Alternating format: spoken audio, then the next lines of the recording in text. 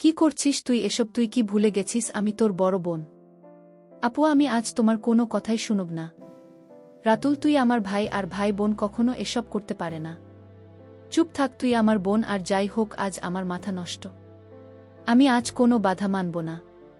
তারপর আমি আমার ছোট ভাইয়ের কাছ থেকে কিছুতেই রেহাই পেলাম না। আমি যখন ঘুমিয়ে পড়লাম তখন আমার বিছানায় সে আমার সাথে যা করল তা শুনলে তোমাদের মাথা ঘুরে যাবে। তাহলে আসল ঘটনাটি শুরু করি। আমার নাম রাতুল। আমি খুবই একটা স্মার্ট ছেলে। ছোটবেলা থেকেই আমি আমার বড় বোন নিতার প্রতি দুর্বল। সব ভাই বোনের মাঝে আমি বড় বোনকেই বেশি পছন্দ করি। বড় ভাই, মেজ বোন, ছোট বোন আর ছোট ভাই সব এক দলে থাকলেও আরেক দলের শুধু শেষ ভাই আমি আর বড় বোন নিপা থাকি। সব মিলে আমরা 4 ভাই আর 3 বোন। বড় 3 ভাই, তারপর 2 বোন, তারপর ছোট ভাই আর ছোট বোন। আমি মেজাজ। আমার বয়স এখন 21 বছর। আর বড় বোন নিপার বয়স এখন 22 বছর। এ কাহিনীর শুরু আমাদের জন্ম থেকেই। আমরা গ্রামের বড় জমিদার ঠাকুর বাড়ির বড় ছেলের ঘরের ছেলেমেয়েদের মাঝে ছেলেবেলা থেকেই সবচেয়ে সুন্দরী নিপাপু। আর তার সবচেয়ে বড় ভক্ত আমি। সে যেখানে যায় আমিও তার পিছে পিছে যাই। সব বাচ্চাদের সাথে ওর জন্য মারামারি করি। এমনকি বাড়িতে বাকি ভাইবোনদের সাথেও দুজনে দল পাকিয়ে ঝগড়া করি। নিপাকে শাসন করলে বড় দাদাদের সাথে আমার মারামারিও বাধে। নিপার যে কোনো কথা আমি ফেলতে পারি না। সব্বাই না মেটায়, আর বড় হয়ে আমাকে নিপা ছেলেবেলা থেকেই শাসন করে। কিন্তু বড় হবার সাথে সাথে আমার এই বোনের প্রতি এক অন্যরকম ভালোবাসার সৃষ্টি হল। দিনে দিনে নিপা যেমন সুন্দরী হতে লাগল, আমিও তাকে দেখে অবাক হতে লাগলাম। যে বয়সে আমার বন্ধুরা পাড়ার অন্য মেয়েদের নিয়ে ভাবতে, সে বয়সে আমি নিজের বোনকে নিয়ে ভাবতাম। অবশ্য পাড়ার বেশিরভাগ পুরুষের নজরই নেই তার রূপের উপর করত। কিন্তু ভাই বলে আর সব ছেলেরা যেমন প্রকাশ্যে কোনো মেয়েকে নিয়ে নোংরা কথা বলত, কিংবা প্রকাশ্যে মেয়েদের দিকে তাকাত, তেমন কিছু আমি করতে পারতাম না। বরং কোনো ছেলে তার বোনের দিকে নজর দিলে পরে তাকে ভালো করে ধোলাই করতাম। মেয়েরা ছেলেদের আচরণ বেশ ভালোই বোঝে। নিপা আমার এই নতুন পরিবর্তন ধরতে পারেনি। তা কিন্তু নয়, সে বোঝে আমি তার এতটাই ভক্ত, আর তাকে এতটাই ভালোবাসে যে তার প্রেমে পড়তে পারি। কিন্তু এই প্রেমের কোনো সমাধান নেই, কারণ সে আমার বোন। আমার বোনের হাতের রান্না ছাড়া আমি ভাত খেতে পারতাম না। বোন হিসেবে অনেক ভালোবাসি, তাই বেশি কিছু আশা করি না। বরং ওর মতো একটা বড় হলেই হলো আমার। যদিও তা আমি আর কোনোদিনই খুঁজে পাচ্ছি না। দেখতে দেখতে নিপা কলেজে উঠে গেল, আর নিপা আপু দিন দিন সুন্দরী হতে লাগল। এদিকে আমাদের এই এলাকায় জাতিভেদ যুগ যুগ ধরে এক বড় সমস্যা। আমি জাতিভেদের বিরুদ্ধে রুখে দাঁড়াই, বামপন্থীদের পক্ষে চলে যায়। ফলে আমার সাথে জমিদার ঠাকুরদের বিরোধ বাধে। এরপর আমার বাপ ভাই সবাই আমার বিরুদ্ধে চলে যায়। ঠাকুরদার চাপে আমি বাবা মাকে ত্যাগ করতে বাধ্য হই। আমি মা, মাসি, বোনার বড় বোন নিপার কাছ থেকে বিদায় নিয়ে কলকাতা চলে আসি। এখন আমি সেখানে বিশাল বড় কোম্পানির ম্যানেজার। নিপা পরিবারে একা হয়ে যায়। ওর বয়স তখন 24 বছর।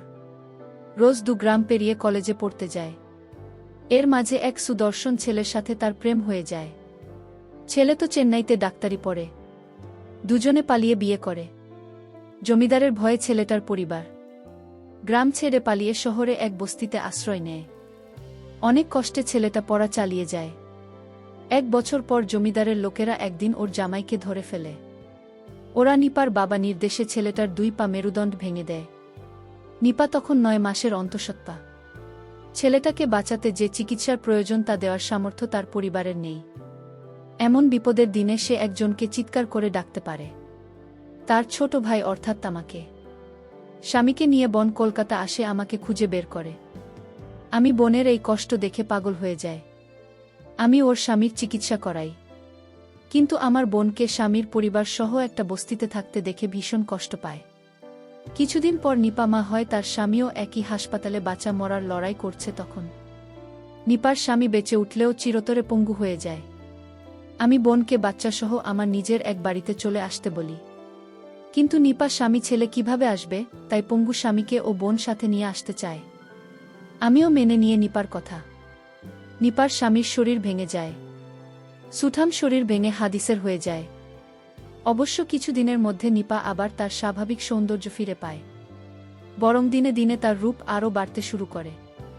কিন্তু বোনের স্বামী পঙ্গু হওয়ার পর ওর জীবনের সব আনন্দ যেন শেষ হয়ে গেল। জীবনটা দুঃখে ভরে উঠল। একে তো শ্বশুর কুলে কেউ নেই যে আর্থিকভাবে সাহায্য করতে পারে, অন্যদিকে পঙ্গু স্বামীকে বিছানায় খাওয়া দাওয়া টয়লেট করানো। আমার বোনের মনটা দুর্বল হয়ে গেল, তার আনন্দ ধূলিসাৎ হয়ে গেল। এদিকে আস্তে আস্তে আমার দৃষ্টি পড়ল আমার বোনের দিকে, বরং গ্রামে ফেলে আসা সেই কিশোরী বোনের চাইতে। এখন আমার বোনকে অনেক সুন্দর লাগে, কিন্তু মনের মাঝে অনেক দ্বিধা কাজ করে। এই দোতলা কাটিয়ে অবশেষে সিদ্ধান্ত নিয়ে ফেলি, যা হয় হবে একবার বোনকে। এটুকু নিশ্চয়ই আমি আদায় করতে পারব বোনের কাছ থেকে। এটা করে আর ওর কোনো ক্ষতি হবে না, বরং শহর বাচ্চাকে স্বামীকে ভরণ পোষণ করার গুরুদায়িত্ব যখন আমি পালন করেছি, তাই আমি বিশেষ কিছু দাবি করতে পারি। আমি ভেবে নিলাম আমার বোনকে আমি বলবো। আমি তার কাছে কি চাই আমি আমার বোনকে বলতেই হবে, তা ছাড়া আমার মনকে আমি স্থির করতে পারছি না। নিপার চোখে আমার এই পরিবর্তন ঠিকই ধরা পড়ে, কিন্তু আমি এখন তার একমাত্র গুরুজন, তার উপর অনেক দাবি আছে আমার। ছোটখাট বিষয় আমাকে আর কিছু বলতে পারে না আগের মতন। আস্কারা পেয়ে আমি আরও এগিয়ে যাই। নিপা কোনো মতে স্বাভাবিক আচরণ করে পঙ্গু স্বামীর ঘরে রোগীর ঘরের মতো দুর্গন্ধ সুস্থ মানুষের ঘরে থাকতে পারে না, আর বাচ্চা থাকলে অসুস্থ হয়ে যাবে। একদিন আমি সে ঘরে গিয়ে তাদের পেলাম। তারপর বাচ্চাটাকে নিয়ে অন্য ঘরে শুতে বললাম নিপাকে। ওর স্বামীর জন্য বিশেষ বেডের ব্যবস্থা করা হলো। নিপা যে ছোট ঘরে বাচ্চাটাকে নিয়ে থাকতে শুরু করল, তার পাশেই আমার বড় স্টুডিও বেডরুম। মাঝে মধ্যে বোনকে ডেকে এনে দুজনে একসাথে টিভি শো দেখি। তখন বোনকে বলি আমি তোমার কাছে থেকে কিছু চাই, সেই সুযোগের অপেক্ষায় থাকি। এভাবে ধীরে ধীরে 6 মাস পর নিপার জীবন থেকে তার স্বামী রোগে আরও দূরে সরে গেল, একটা বোঝায় পরিণত হল। বোনের স্বামী এখন একেবারে বিছানা থেকে উঠতে পারেন না, দিন দিন রোগে দুর্বল হয়ে গেছে। আমার বোন তখন অসহ্য যন্ত্রণায় ভুগতে থাকে। একদিন বোনকে নিয়ে টিভি দেখতে দেখতে আমি বোনকে বললাম, বোন আমার একটা কথা রাখবে। সে বলল, কি কথা? আমি বললাম, আমি ছোটবেলা থেকেই তোমাকে অনেক ভালোবাসি, আর এখন তোমার অনেক কষ্ট, সেটা আমি সহ্য করতে পারছি না। বোন বলল, আমার কপালে যা আছে তাই হবে। আমি বললাম, তোমাকে এভাবে কষ্টে আমি রাখতে পারি না। আমার বোন তখন বলল, এখন কি করতে চাস? আমি বললাম, তোমার স্বামী তো এখন বেঁচে থেকেও নেই, এখন তুমি সব কিছু থেকে বঞ্চিত।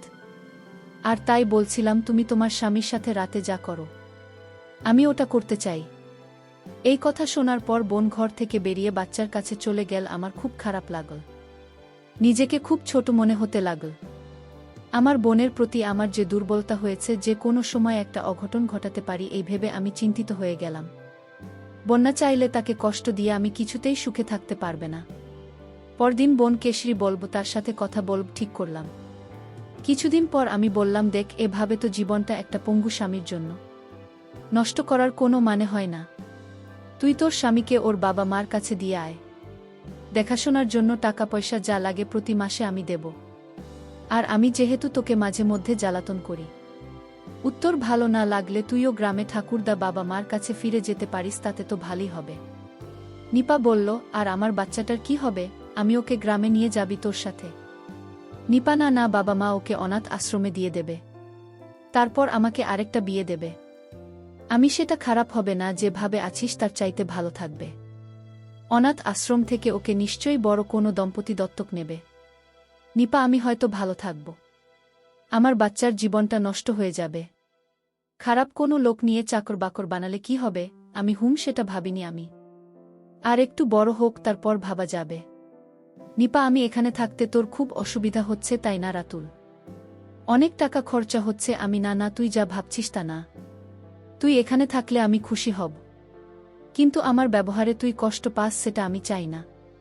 নিপা, তুই একটা বিয়ে কর না রাতুল। আমি হঠাৎ এই কথা শুনে কাঁদতে লাগলাম। আমি কেন বিয়ে করব? কেন? অন্য কোনো মেয়ে সে তো কে এভাবে বাচ্চা আর স্বামী নিয়ে নিজের সংসারে থাকতে দেবে ভেবেছিস?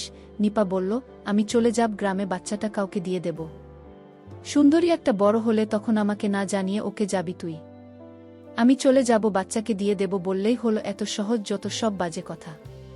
অন্য মেয়েকে দিয়ে আমার হবে না, আমার শুধু তোকে চাই। তুই কি পাগল হয়েছিস? আমি আর তুই ভাই বোন। ভাই বোনের মধ্যে এসব হয় না। হয় আমি পাগল হয়ে গেছি। আমি ছোটবেলা থেকেই আমি তোমাকে অনেক ভালোবাসি। ভাই এসব কেউ বলে না লক্ষ্মী ভাই আমার। তোকে আমি খুব সুন্দর দেখে একটা বিয়ে করাব। তাও ভাই তো এখন এসব বলিস না। তুই আমার ভাই। আমি মানি না ভাই আর বোন হোক, আমি তোকেই চাই। নিপা বল, কি যে বলিস না তুই রাতুল। আমাকে দিয়ে তোর বয়ের কাজ হবে নাকি? বিয়ে তো একদিন তোকে করতেই হবে। আমি অনেক হয়েছে, নেবে যেদিন করব সেদিন দেখা যাবে। করছি না তাই তুই তোর বাচ্চাটা নিয়ে এখানে ভালোই আছিস। খাল কেটে কুমির আনার দরকার কি তোর? তোর চাইতে সুন্দরী কোনো মেয়ে আছে নাকি যে বিয়ে করব? নিপা ধাত দেখ রাতুল, আমার সাথে এমন অসভ্য কথা বলবি না। নিপা লজ্জা পেয়ে অথবা রাগ করেই ঘর ছেড়ে বেরিয়ে গেল। ছোট ভাইয়ের এই আবদার আমার আর ভাল লাগে না। আমি যে এখন কি করি? পরদিন রাতে অফিস থেকে ফিরে বোনের ঘরে গেল খাবার দিতে বলবে বলে। আমি খাবার দিপা। নিপা আসছে রাতুল বাচ্চাটিকে ঘুম পাড়িয়ে। তারপর বোন আমাকে খাবার দিল। খাবার পর আমি বোনকে আমার ঘরে আসতে বললাম। বিছানায় শুয়ে কি করতে বলবো সেটা ভাবতে লাগলাম। আমি বললাম, আমার মাথাটা আজ প্রচণ্ড ব্যথা। আমার মাথাটা একটু মালিশ করে দিবে। আমি আমার ভাইয়ের মাথায় মেসেজ করে দিচ্ছিলাম।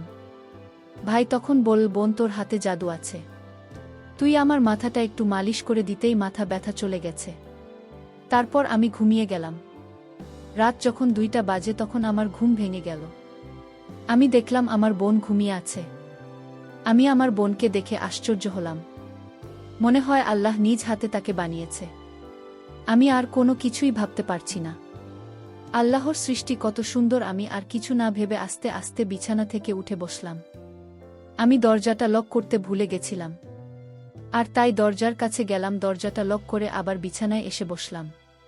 তারপর আমি তার ঘনিষ্ঠ হতে শুরু করলাম। বোন তখন বিছানা থেকে উঠে আমায় বলল, কিছুই এখনো ঘুম আসেনি। আমি বোনকে বললাম, আমার কিছুতেই ঘুম আসছে না। আমার বোন বলল, তাহলে কি করলে তোর ঘুম আসবে শুনি? আমি বললাম, আমি তোমাকে বউ হিসাবে দেখতে চাই, তাহলে আমার ঘুম হবে। ঠিক আছে, তুমি জানতে কি না জানিস না। আমি তোর আপন বোন না, আমাকে অনাথ থেকে তোর বাবা নিয়ে আসছিল। তোর বাবা একজন দয়ালু মানুষ। আর তাই আমাকে একদিন রাস্তায় কান্না করতে দেখে আমায় তোদের বাড়িতে নিয়ে আসে। আমার বয়স তখন 5 কি 6 হবে। আমার মা বাবাকে আমি জানতাম না। আর তাই তো আমি আমার বাচ্চাকে ছেড়ে আমি নতুন বিয়ে করতে পারবো না। তাকে অনাথের দিতে পারবো না। অনাথে থাকার কষ্ট আমি বুঝি, কারণ আমিও সাথে ছিলাম। আর তাই আমিও তোকে চাই। তুমি আমার পাশে থাকলে আমার সন্তানকে মানুষ করতে পারবো। আর তাই তো প্রস্তাব আমি মেনে নিলাম। বন্ধুরা, আজকের গল্পটি কেমন লাগলো তা অবশ্যই কমেন্ট করে জানাতে ভুলবেন না। আর এরকম নতুন নতুন ভিডিও পেতে আমার চ্যানেলটিকে সাবস্ক্রাইব করে পাশে থাকবেন। প্রিয় বন্ধুরা, গল্পটি ভালো লাগলে অবশ্যই কমেন্ট করে জানাবেন। আর নিয়মিত এমন আলাদা স্বাদের গল্প শুনতে ভিডিওটিতে লাইক এবং চ্যানেলটিকে সাবস্ক্রাইব করে সাথেই থাকুন। আর হ্যাঁ, নোটিফিকেশন বেলটি অল করে রাখবেন, যাতে পরবর্তী গল্প সবার প্রথমে আপনাদের কাছে পৌঁছে যায়। ধন্যবাদ বন্ধুরা। ধন্যবাদ সবাইকে।